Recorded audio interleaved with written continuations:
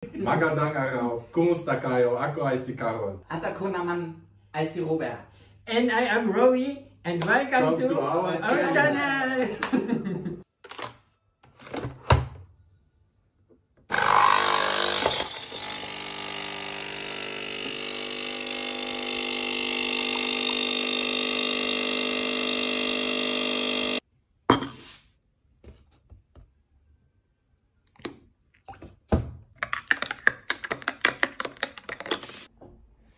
Good morning, good morning, good morning.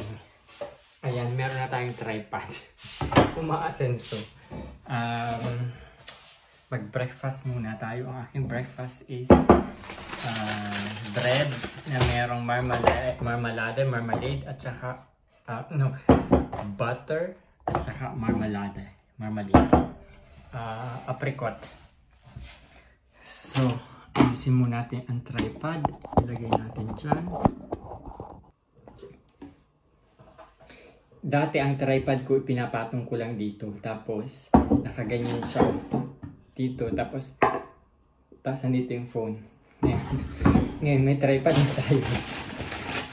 So, mag-bread muna tayo. And then, papalamanan ko lang siya ng ano tawag ito? Ng butter at saka ito, marmalade. So, lagyan lang natin siya ng ganyan. And then, kaunting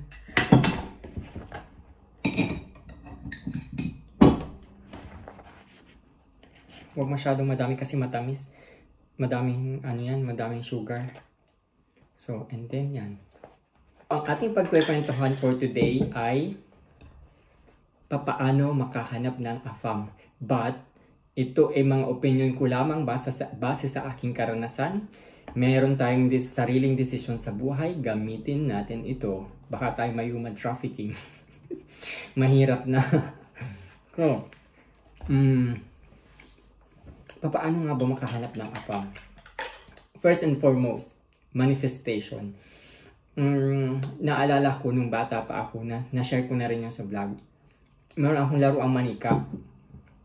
Pag yung manika is lalaki na blonde, na blue eyes, na maputi. Pag ginaganon ko, yung mata niya is nagko-close. Tapos in love ako sa manika. Sabi ko, gustong-gusto ko yung manika. Hindi naman in love. I mean, gustong-gusto ko yung manikang yun. Tapos sabi ko, parang nung lumalaki ako, sabi ko, kapag ako nagkaroon ng boyfriend, sana ganun yung itsura. So, bata pa lang ako. Minamanifest ko na yun.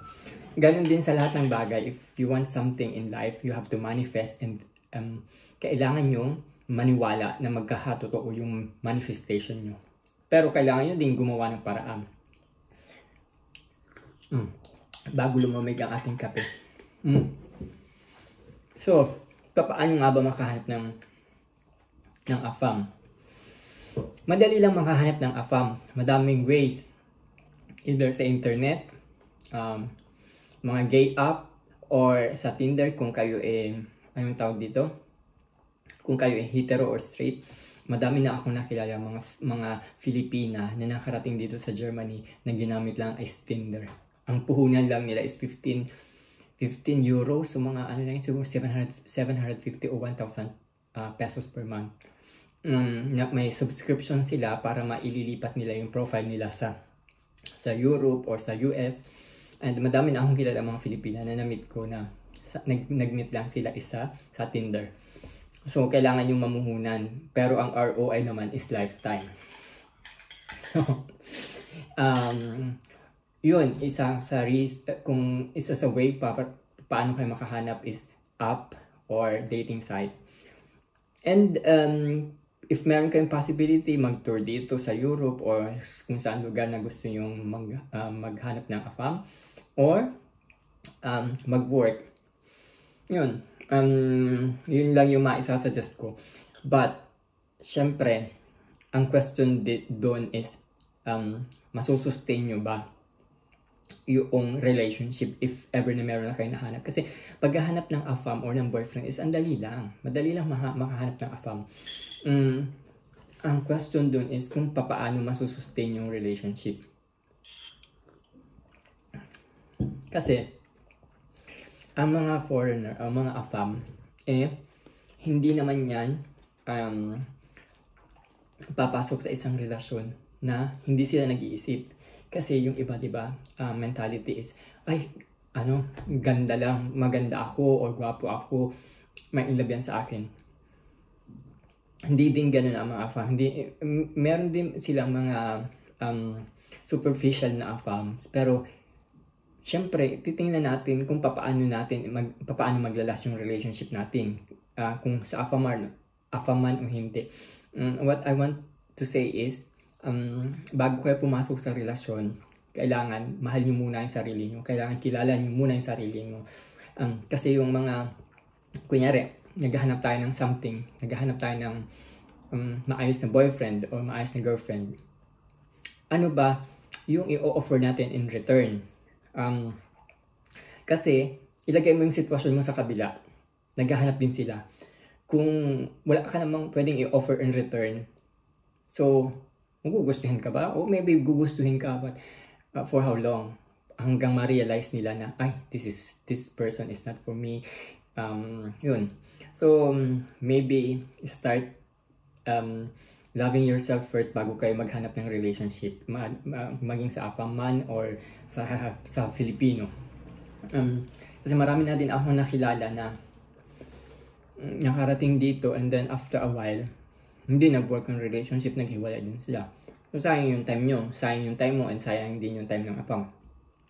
And, yun nga, mas maganda yung i-improve muna natin yung sarili natin, either physically or parang career-wise, paghandaan natin na parang wag lamang tayong aasa sa AFAM or sa partner natin. Kasi, what if nakahanap sila, kunyari nakarating ka na ng abroad or nasa relationship ka na, what if nakahanap sila and naging dependent ka na dun sa boyfriend mo at iniwan ka?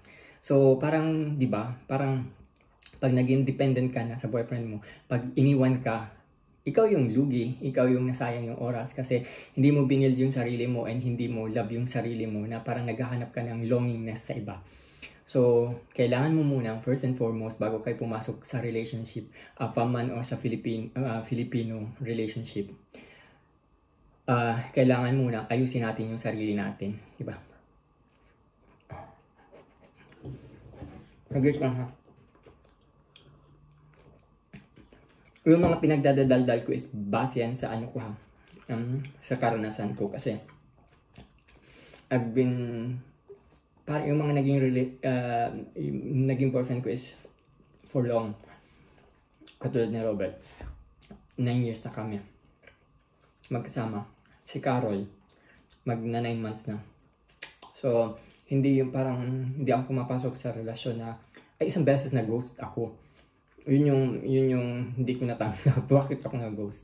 Kasi na-in-love ako after 2 months. After 2 weeks, wala, nag-disappear. Pero other than that, wala akong naging boyfriend na parang, parang 1 week, walang ganun. Pagpapasok ako sa relationship, I will make sure na tatagal. Hindi yung, pang isang buwan or isang linggo, di ba? Kasi sayang yung oras. Kasi nag-invest ka ng time. And hindi lang yung oras mo yung nasasayang, yung oras din nung karelasyon mo. Kapag pumasok ka sa relationship, dapat you have to be sure.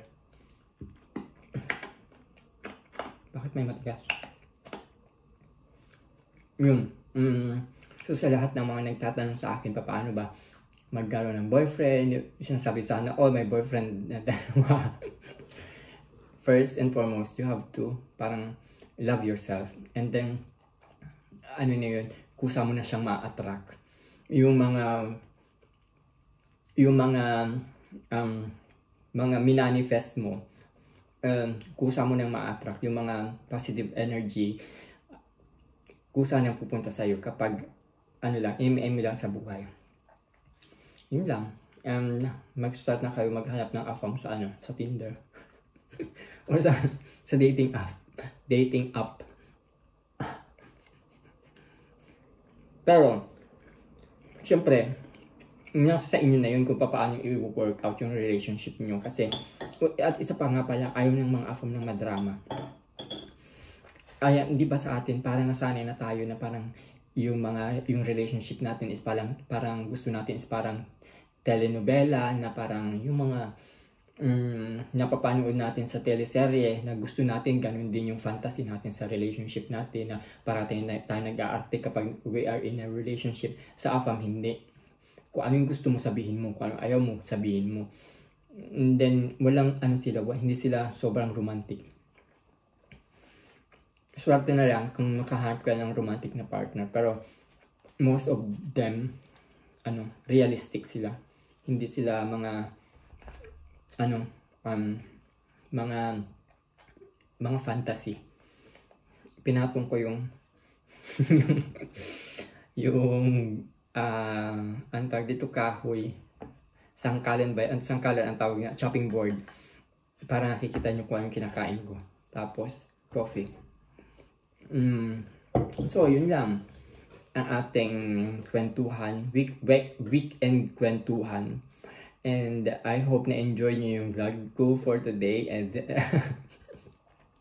thank you very much for watching. And yeah, salamat nga pala sa panonood, kasi sa dami ng pwedeng panoorin sa YouTube, yung channel ko is isa sa pinapanood nyo. And thank you very much. Na-appreciate ko yung time.